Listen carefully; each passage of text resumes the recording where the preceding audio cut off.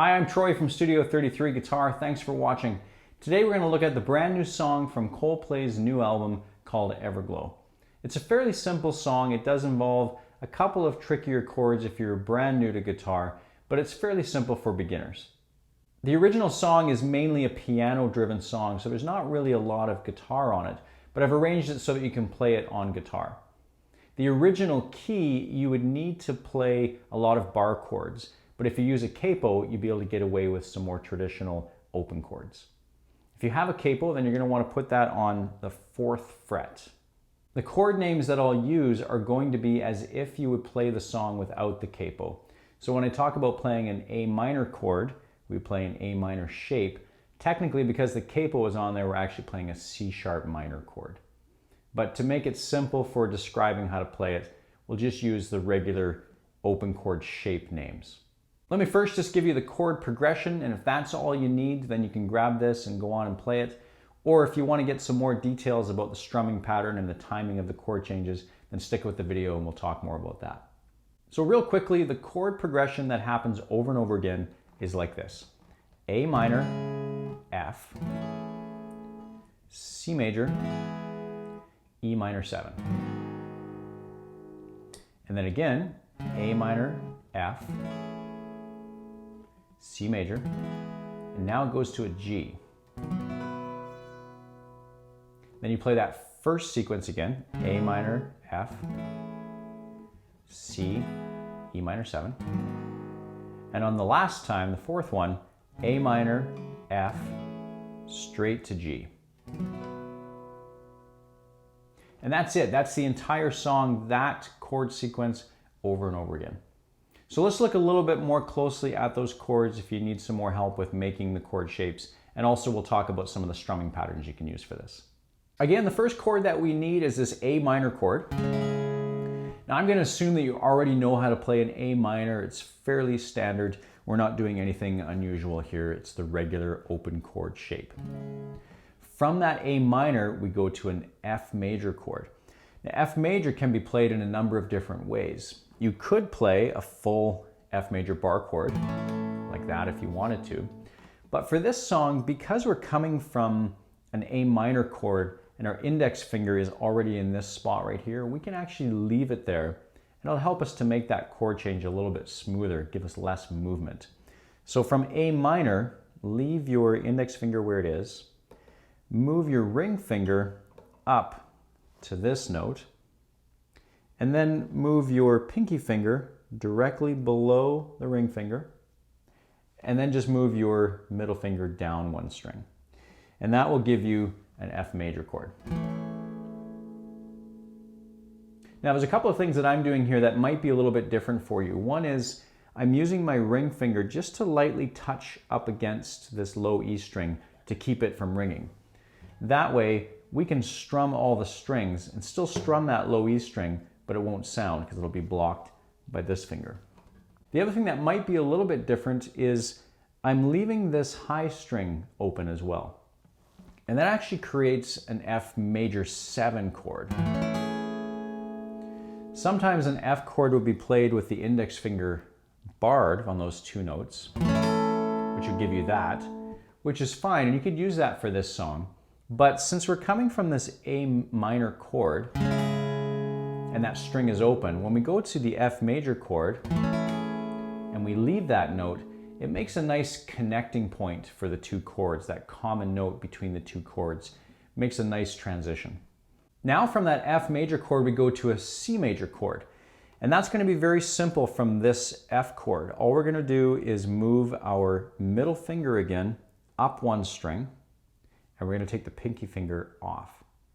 And that will give us a C major chord. Now again, you can leave that high string open so you have that same note for all 3 of those chords. I'm also still using that ring finger to nudge up against that low string because again, we don't really want that note in the chord. So you can still play all 6 strings, just mute out that low one. From that C major chord, we go to an E minor 7, and that's another one that can be played a number of different ways. But the easiest way to play it for this song, because you're coming from this C major chord, is just to simply move your middle finger again up one string and take your ring finger off. Now you can play that just like that, or take your index finger off and you would have it that way. So either way could be acceptable. Really the proper way would be to take that index finger off to give you the full E minor 7 chord. But either one sounds fine. And as you're strumming, if you concentrate more on the lower strings, then it won't really matter. And it's a fairly short time on that chord, so it won't really sound unusual for you to have that index finger down. And it helps with keeping it there for all those chords. Now we start the second part of the sequence. We go back to that A minor chord, to F, and then to C again. And this time, instead of going to that E minor, now we're going to go to a G chord. Now again, a number of different ways you can play a G chord. With this song, because we're in this position, a really simple way to play a G is just to move these two fingers straight up to the next two strings. And then you can add your pinky finger to this high note where you normally would do for a G chord. So then you would have this. Now, again, you can either leave your index finger where it is, or you can take it off. By leaving it down, you have kind of a G sus chord. If you take it off, it's a little bit more resolved. So you can decide which way you want to play that, if you want to keep that finger down just to make it easy for all the chord changes, because that way that finger gets to stay. But ideally, you should work at being able to remove that finger for this chord. Now you could also, if you wanted to, you could play the G major chord more traditionally like this, or like this, or like this. Depends on how you want to play it, but because the fingers are already in this position, it's really simple just to move those two fingers up and then just add the pinky finger in. The third time through the chord sequence, we go back to the original one, so it's A minor, F, C, E minor 7. And then we do it a fourth time, and this time's a little bit different. We do A minor, F, and now we're gonna go straight to G. We're not gonna play that C chord, so straight to G. Now let's look at the timing of these chord changes, because there's a very specific pattern that's done that you'll need to do to capture the feel of the song. You'll know from some of the other videos that I've done is I usually try and count out eighth notes to really hear where the chord changes are. And that's going to be important for this song as well.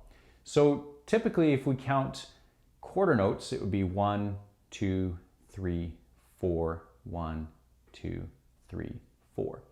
When you count quarter notes, you count 1 and 2 and 3 and 4 and 1 and 2, etc.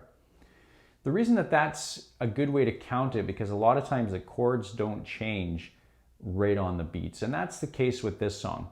Every second chord changes on the and after 2. So let me show you what that would sound like.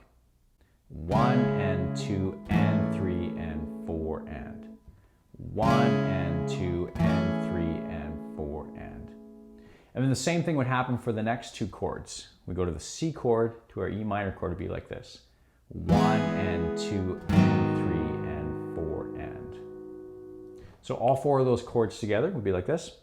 1 and 2 and 3 and 4 and 1 and 2 and 3 and 4 and 1 and 2 and 3 and 4 and 1 and 2 and 3 and 4 and.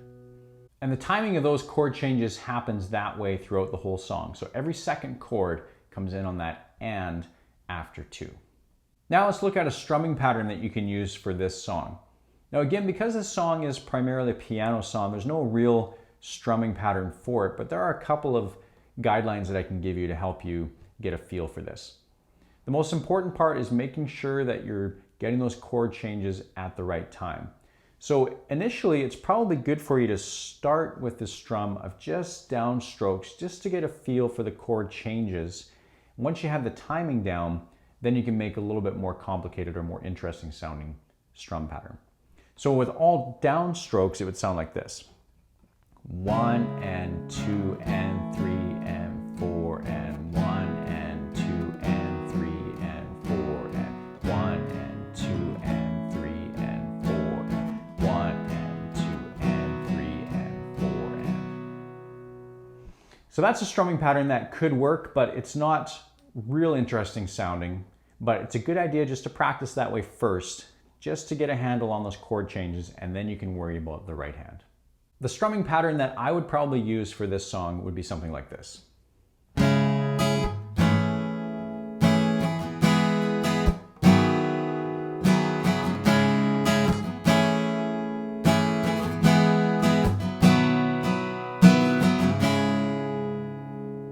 So for the first chord, I'm doing a down up, and then I'm doing what I call the chop, which is where you take this hand and just hit it down onto the strings. It makes a little bit of a clicking sound, bit of a percussive sound, and it stops the chord from ringing. So you'd have this, 1 and chop, 1 and chop. And then we would go to that F chord. So with those two chords together, it would be like this. So that's down, up, chop, down. Down, up, chop, down. Once we get to that F chord, then we would do a down, down, up. That would be like this.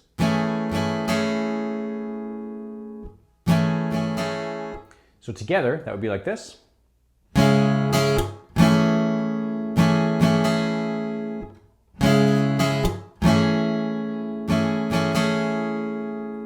So that's down, up, chop, down, down, down, up.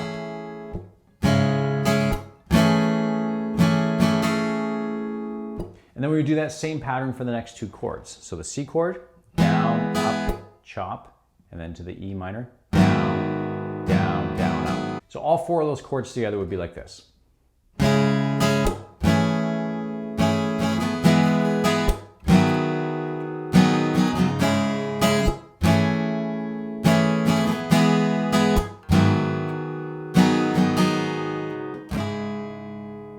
Once you have those chord changes down and a good feel for that strum pattern, then you can start to add in some chord embellishments that you might have noticed that I did in the intro. So a couple of really easy things that you can do for each chord. On that A minor chord, you can lift off your index finger and do a quick hammer on index finger back down. So that would sound like this.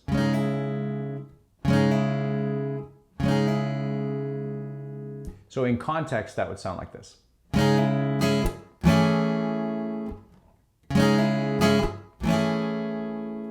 You could also do that with your two other fingers instead. That would be like this.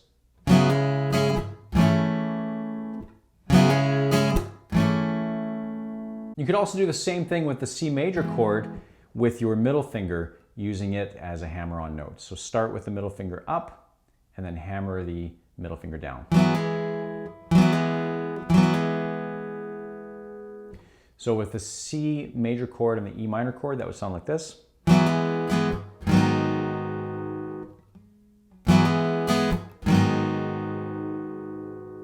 So if we combine those four chords and put some of those embellishments in, it would sound something like this.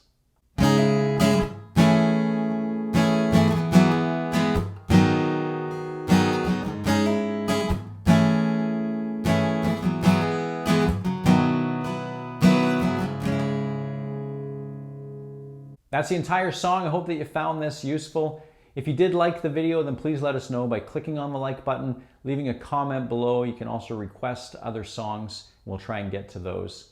You can visit us on social media, Facebook, Twitter, Pinterest, Instagram, all the social media sites. We're there under Studio 33 Guitar. You can also visit our website, studio33guitar.com. You can get more free lessons there and free resources to help you with your guitar playing. So until next time, thanks for watching.